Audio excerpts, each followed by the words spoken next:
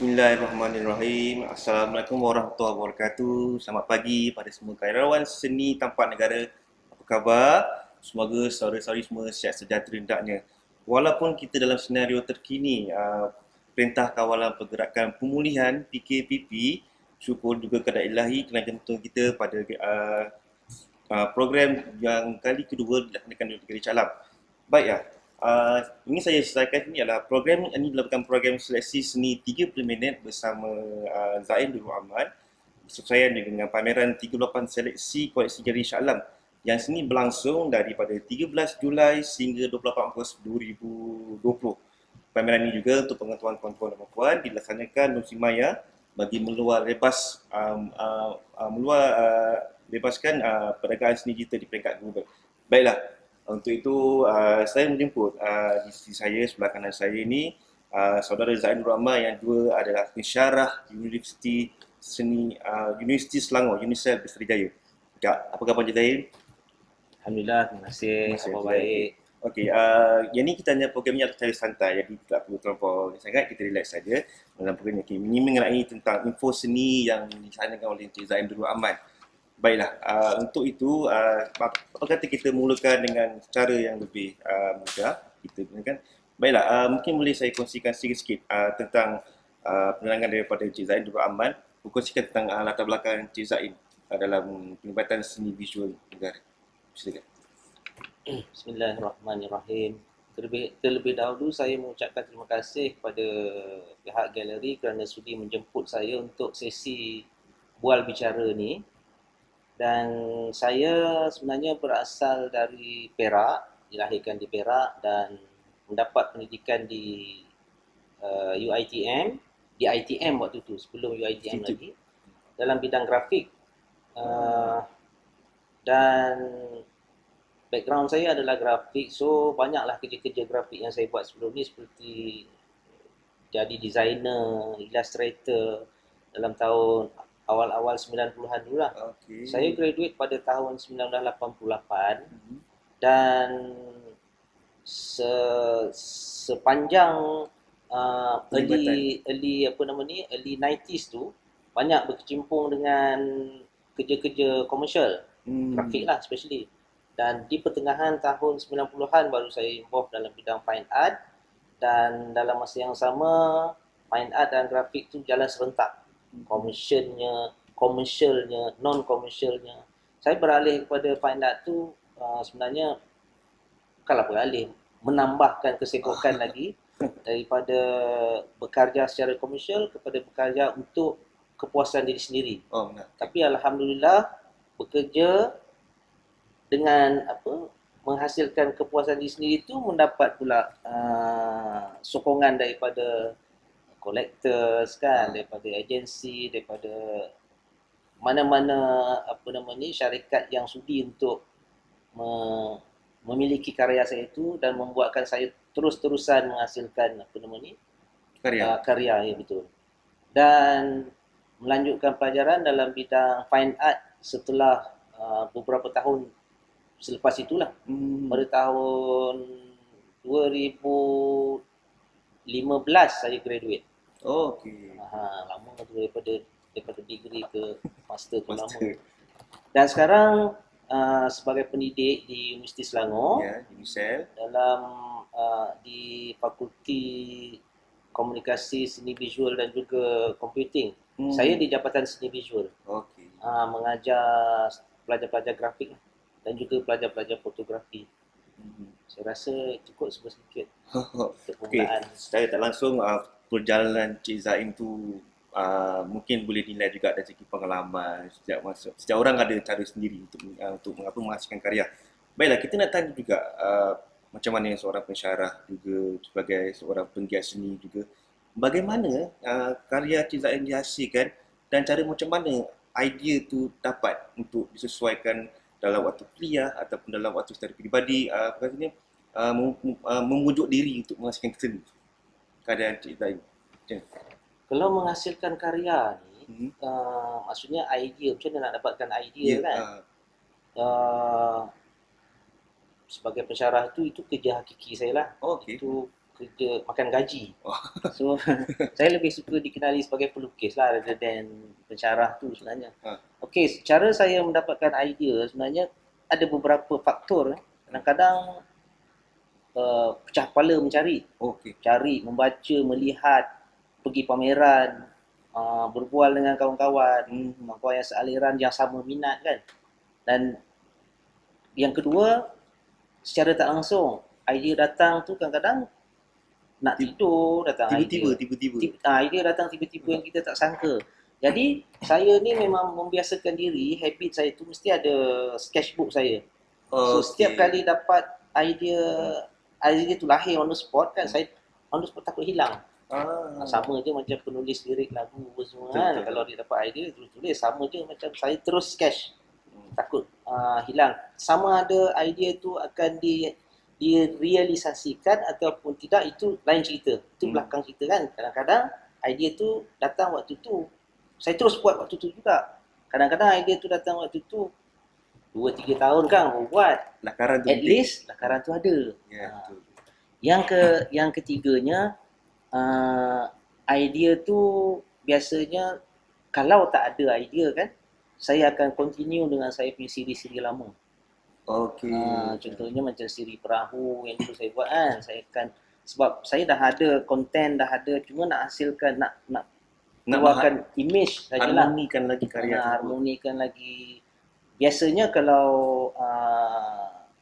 yang series yang saya bawa tu, kalau dibuat dibuat dulu dan sekarang tak sama, sebab dari segi teknik kan, dari segi mood dan teknik dia takkan sama kan. Dia nampak berbeza tapi still subjek dan konten masih samalah. Itu untuk satu-satu subjek matter yang saya bawa. Ada lagi subjek matter yang lain yang saya hasilkan bergantung kepada idea yang saya dapat waktu bila lah, tak kisah. Sekarang ni saya pula beralih lagi, bukan beralih, menambahkan lagi subjek matter daripada artwork yang nampak berimage, nampak macam illustrate kan, kepada abstrak. Sedang berjinak-jinak untuk menghasilkan beberapa, sekarang ni dalam proses learning progress lah untuk menghasilkan beberapa pieces artwork baru. Itulah. Baik, itu adalah salah satu cara ataupun dikatakan bagaimana seorang penggiat seni untuk menghasilkan karya. Baiklah, untuk yang berikutnya kita teruskan. Selama dalam hampir 3 dekad ni, bagaimana perkembangan seni Cik Zaim selama dalam 3 dekad ni daripada dulu, semasa dan sekarang, jelaskan. Dan saya difahamkan juga Cik Zaim ada taska seni kreatif, macam tu. Jadi macam mana? Mungkin ada cara dari segi pengalaman Cik Zaim berkongsikan dengan kanak-kanak, ataupun bagaimana untuk membuat satu aktiviti melukis dengan kanak-kanak tersebut. Mungkin boleh jelaskan sikit. Pada awalnya macam saya cerita tadilah, macam mana saya bermula daripada kerja komersial, kerja grafik, kepada kerja non-komersial, beralih kepada shop sendiri kot, fine art kan. Dan lama juga saya involve dalam pameran yang kecil-kecil sebelum ni kan, group show, kenal dengan kawan-kawan, mengajak pameran di sana sini, dan mungkin saya bernasib baik agaknya di offer pergi ke luar negara. Itu yang lebih membuatkan saya rasa apa yang saya pilih ni memang saya rasa inilah pilihan saya kot. Dan sepanjang penglibatan sehingga tahun ini je saya tak keluar negara. Kalau tak setiap tahun sekurang-kurangnya sekali keluar negara, atau kalau saya tak keluar negara, saya akan berpameran di luar negara, mungkin post kan. Kebanyakan subjek yang saya bawa waktu tu adalah subjek-subjek awal lah, subjek-subjek perahu. Dan selepas saya ada tadika sendiri dan bergaul dengan kanak-kanak, mengajar kanak-kanak melukis kan, saya dapat idea menghasilkan karya yang apa nama ni, subjek matter dia adalah kanak-kanak. Waktu tu saya dan subjek matter saya tu cuma sekadar saya dan kanak-kanak bergaul, itu saja. Maknanya tidak lebih daripada itu. Jadi hasil daripada ramainya kenalan ataupun ramainya anak-anak didik saya ni, di samping tadika saya dan juga tadika-tadika kawan-kawan saya seluruh Malaysia lah nak katakan, sampai ke kampung orang asli, saya didik anak-anak ni menghasilkan lukisan di atas kanvas. Dan terima kasih juga pada Galeri Shah Alam yang sudi memberikan ruang untuk saya mengadakan pameran khas untuk kanak-kanak ni. Yang terbaru adalah pada tahun lepas lah. Betul ya. Yang pada tahun lepas melibatkan kanak-kanak sampai ke Sabah, sampai ke kampung orang asli di Royal Belum, anak-anak yang tidak sah taraf, anak-anak caukit, kan? So dari situ ramai yang terlibat. Kanak-kanak pun sangat gembira. Itu selepas itulah, selepas selepas didikan kepada kanak-kanak tu, dan selama 11 tahun, tidak miss 11 tahun, pameran tu diadakan. Pameran di hujung tahun di hujung tahun pameran kanak-kanak tu diadakan. Cik Zaim memang serasi dengan Galeri Shah Alam untuk pengetahuan tuan-tuan perempuan juga, aktiviti dengan juga bengkel dan juga pameran yang tahun lepas kita mengadakan pameran Tuan apa maksud dia? Tuan Muda. Bicara Tuan Muda. Jadi macam kan di mana setiap karya-karya kanak-kanak berumur 5 tahun ke atas dipamerkan di Galeri Shah Alam. Dan dimaklumkan juga, tahniah juga kepada Cik Zaim kerana karya-karya juga telah dimiliki beberapa buah galeri dan juga museum di sekitar Selangor. Alhamdulillah. Okey, untuk yang berikutnya, boleh kita kongsikan pengalaman yang manis dalam penglibatan Cik Zaim, pencapaian paling manis. Bagaimana? Di tahap mana? Kita kongsikan sikit. Karya mungkin ada di sekitar ke macam mana? Kita kongsikan. Pengalaman yang paling manis saya rasa waktu saya di Turki. Okey. Saya di Turki, saya ditawarkan untuk melukis potret Erdogan. Itu yang paling... Erdogan. Presiden? Okay. Presiden Turki kan. Dan saya rasa seolah-olah macam olok-olok kan, macam tak serius kan. Saya pun macam, ya ke macam tu kan. Tapi akhirnya, lukisan tu saya dapat siapkan dalam masa program saya di sana, dalam masa seminggu macam tu.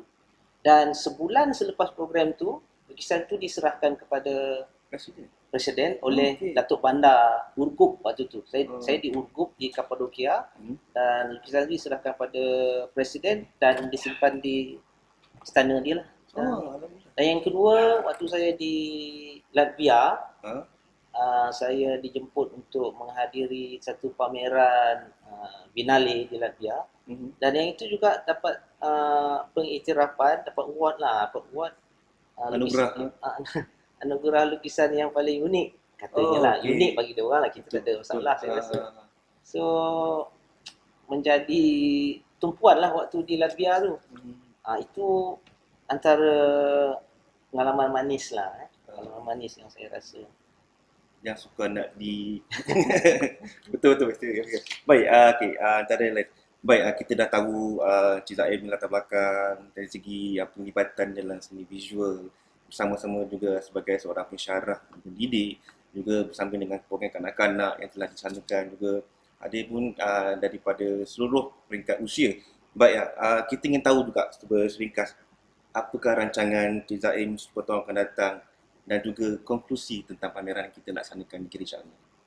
Rancangan 10 tahun datang macam mana Cik Zaim untuk difikirkan, insyaAllah, mudah. Okey. Kita merancang je kan? Betul lah. Yalah, tapi saya ni, saya rasa, kita tahulah cita-cita saya nak mengadakan satu residensi untuk pelukis-pelukis muda di tempat saya. Macam itulah. Dan saya akan mengambil lebih ramai pelajar-pelajar intern, practical student di fine art di mana-mana seluruh Malaysia ni. Cuma saya ambil limited lah. Mungkin seorang, mungkin 2 orang untuk dalam satu masa kan. bila studio saya dah siap nanti. Saya sekarang dalam proses pembikinan studio. Okey. Sekarang baru 10%. Okey. Nanti kan bila dah siap nanti, mungkin lagi 2 tahun ke, bolehlah student yang berminat untuk intern di tempat saya, bolehlah mohon. Okey. Okey, lagi satu, saya ada satu cita-cita untuk menghasilkan, untuk membantu, bukan menghasilkan, untuk membantu masyarakat orang asli di Royal Belum di sebuah kampung untuk menjadikan kampung tu sebagai kampung seni art ataupun art hub untuk sebagai tumpuan pelancong. Jadi kampung tu nanti akan dihadiri oleh pelancong-pelancong di luar negara dan juga pelancong tempatan, dan mungkin dari situ kampung tu ataupun masyarakat di kampung tu akan generate income sikit daripada pelancong yang datang tu dengan membeli produk-produk hasilan penduduk orang asli itu. Jadi proses tu mengambil masa yang sangat lama. Betul. Dan saya perlukan ramai penyokong-penyokong juga kan yang sudi, yang sanggup menderma ke apa terpulang untuk saya dapatkan apa nama ni, peralatan ataupun tenaga pengajar ataupun pelukis-pelukis yang sudi, yang berminat untuk Sama-sama tinggal di situ mungkin sebulan, mungkin 2 bulan sebagai residensi. Okey. Residensi untuk mengajar penduduk, anak-anak muda menghasilkan kerja seni. Sebab orang asli ni tangan dia tu memang tangan seni. Betul. Cuma tak ada didikan. Dia belum nampak tau sebenarnya apa yang dia tu sendiri dah seni kan. Hasil karya dia tentulah seni. Cuma sekarang ni yang ada, yang kita tahu orang asli tu kerja dia cuma itu je lah. Buat topi, buat tikar sikit, anyaman-anyaman sikit. Jadi dengan adanya residensi artis di situ nanti akan membantu membuka atau membantu membuka minda dan juga menjadikan penduduk-penduduk orang asli itu lebih kreatif, dan hasil daripada kreativiti itu untuk menjana pendapatan. Betul. Dan saya sendiri akan membantu dari segi branding ke, buat label ke, buat packaging sikit supaya hasil dia tu nanti kita akan masuk, adalah sikit mungkin packaging sikit kan supaya nampak eksklusif kan. Dan produk-produk yang dihasilkan saya lebih prefer daripada apa nama ni, nature, apa yang ada di situ. Saya tak akan bawa canvas masuk dalam kampung tu sebab canvas ni tak sesuai dengan diorang kan. So mungkin uluh ke, akar ke, kayu, kita tak tahu. Suasana situ lah. Sekitarannya. Medium dia tu. Kalau colour tu memang saya akan bekalkan lah. Tapi kalau medium tu saya lebih suka medium nature. Dan mungkin kita akan buat charcoal nanti. Charcoal drawing, charcoal stick kan.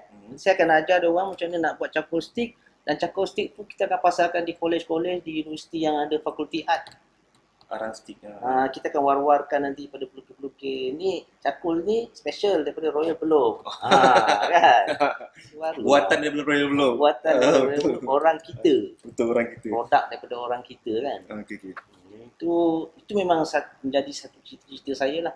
Sekarang ni dalam proses groundwork, proses dokumen, proses proposal, paper kan, proses nak minta permission daripada apa, jabatan-jabatan tertentu lah. Kan. Pameran ni bagus.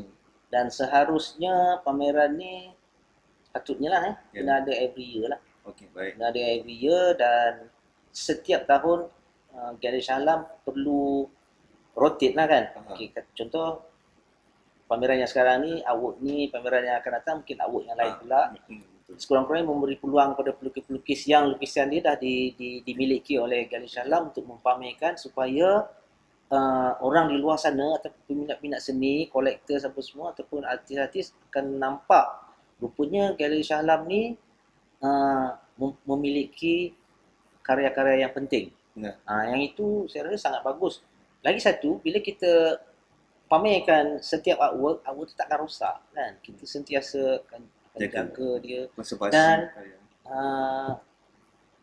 untuk menghasilkan banyak pameran koleksi sendiri, seharusnya kena ada koleksi baru lah. Maknanya Galeri Shah Alam kena ada, kena kena kumpulkan lagi karya-karya daripada pelukis muda ke kan, pelukis yang ternama pun boleh lah sesekali kan, pelukis muda untuk sebab menjadi koleksi galeri. Ya, sentiasa dikumpul. Okay, untuk itu juga untuk penguantik saya juga, kami pun memang melaksanakan pameran koleksi secara berkala untuk tahunan. Dan benar yang katakan tadi, kita akan memilih seni yang katakan pameran seleksi koleksi. Jadi seleksi ni kami seleksi daripada Galeri Shah Alam, kita pamerkan di Galeri Shah Alam lah. Ini adalah pameran berkala kami. Okey, saya rasa kita pun telah panjang lebar daripada Cik Zaim dari pengalamannya. Okey, untuk itu saya mengucapkan ribuan terima kasih Encik Zaim. Mudah-mudahan apa yang dirancang, apa yang dilaksanakan akan sukses untuk di masa-masa akan datang. Baik, terima kasih banyak-banyak kepada Encik Zaim meluangkan waktu bersama untuk mengurusi sesi 35 minit bersama Encik Zaim. Saya juga ingin maklumkan sini bahawa warga-warga net semua untuk menyaksikan menerusi media digital yang akan kita kongsikan buat bicara yang kita laksanakan ini, mungkin di dalam Facebook dan juga di IG. Dan itu juga saya berharap saudara sekalian akan bersama-sama untuk menyertai pameran terbuka 2020 yang akan tarikh akhir untuk pilihan karya kita mulakan e-borang sebelum Rabu 9 September 2020.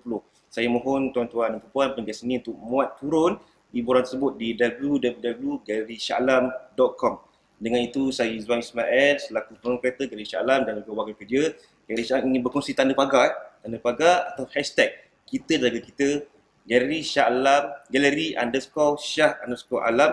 Itu adalah IG kami. Hashtag juga rukun negara, stay safe dan juga karya kita, karya dunia. Semoga kita bertemu di lain waktu. Sekian, wabillahi taufiq wa hidayah. Wassalamualaikum warahmatullahi wabarakatuh. Sekian, terima kasih.